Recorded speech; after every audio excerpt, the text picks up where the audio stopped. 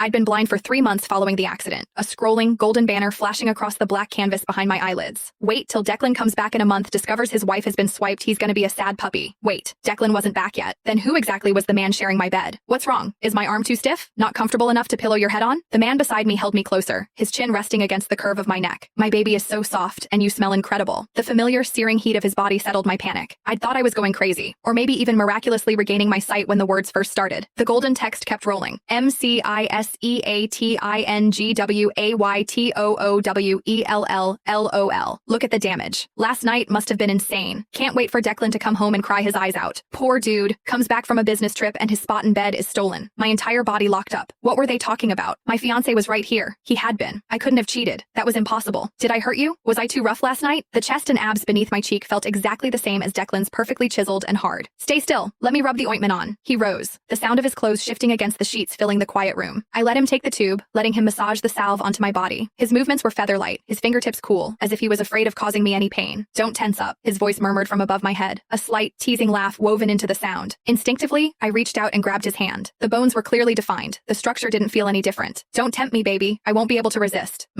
I mumbled a reply and nuzzled my face into his palm. He chuckled softly. So needy today? The voice was as warm and familiar as always. It had to be Declan. I must be having hallucinations from the stress. I didn't want to believe otherwise. I reached up and felt the side of his neck. Yes, the small, specific mole was still right there. Are you that eager? His voice had gone husky. I slapped a hand over my own face. It wasn't like I meant to graze his Adam's apple. He was always twisting things. Oh, the way that Adam's apple bobbed. I want to slide down it. El Mao. The villain burned a mole onto his neck with a cigarette to imitate the Mel. Dude is too down bad. I froze again. A self-inflicted mole? Was this some kind of sick joke? A shudder ran down my spine, raising the hairs on my arms. I reached out and touched his Adam's apple again. Now that the feed mentioned it, the mole did feel larger, more raised, a little messy around the edges. A sudden, paralyzing coldness washed over me. What the hell was happening? The feed kept scrolling relentlessly, piece by disjointed piece. The golden text painted a horrifying picture of my reality. I was living inside a trashy billionaire redemption saga. The male lead, Declan, discovers his cheating girlfriend me, Anya, and uses the betrayal as fuel to climb the corporate ladder, becoming a ruthless, globally successful CEO. His catchphrase? Women only slow down the speed of my success. He remains single, tormented by the betrayal. And me? I'm the cannon fodder, the stumbling block he crushes under his Italian leather shoe. The story ends with me having a miserable life, eventually picking up scraps for a living. Wait, how can a blind woman pick up scraps for a living? That made absolutely no sense. The feed insisted Declan would eventually hate me so much that he'd drive by me in his Maybach, watching me scavenge. A Maybach? Doesn't that leak when it rains? And couldn't I find literally any other kind of job? Baby, want another apple? The man's hand was beginning to wander again. Just eat, eat, eat, that's all you do. I snapped, slapping his hand away in a burst of frustration. He paused, then flashed a wickedly charming smile. Harder, baby. You smell delicious when you're mad. He took my hand and kissed the back of it. Oh God, I turned him on. Why hadn't I noticed that he wasn't Declan? Who